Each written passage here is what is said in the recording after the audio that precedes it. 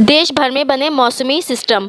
दक्षिण अंतरिक्ष कर्नाटक और उत्तरी तमिलनाडु के हिस्सों पर एक दबाव का क्षेत्र बना हुआ है। अगले 24 घंटों में यह नगण्य हो जाएगा। संबंध चक्रवाती परिसंचरण औसत समुद्र तल से 5.8 किमी तक फैला हुआ है।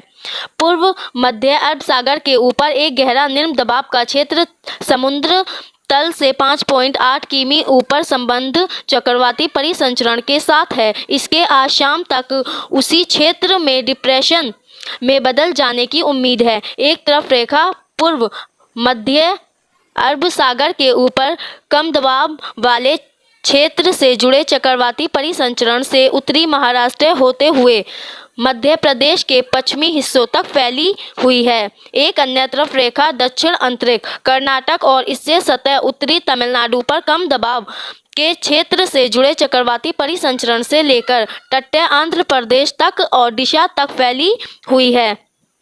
पिछले 24 घंटों के दौरान देश भर में हुई मौसमी हलचल। पिछले 24 घंटों के दौरान अंडमान और निकोबार द्वीप समूह, तटीय आंध्र प्रदेश के कुछ हिस्सों, तटीय और दक्षिण अंतरिक्ष कर्नाटक, गुजरात के कुछ हिस्सों और दक्षिण राजस्थान में हल्की से मध्यम बारिश के साथ कुछ स्थानों पर भारी बारिश हुई।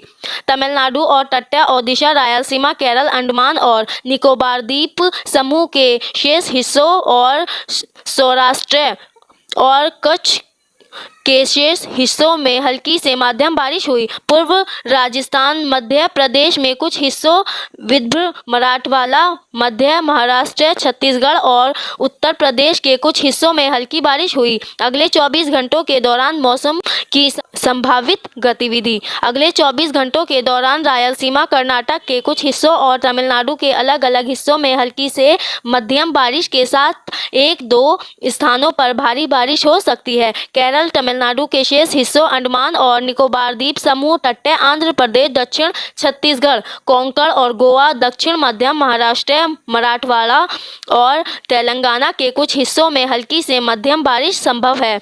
ओडिशा, लक्षद्वीप, मध्य प्रदेश के कुछ हिस्सों और गुजरात के कुछ हिस्सों में हल्की बारिश संभव है।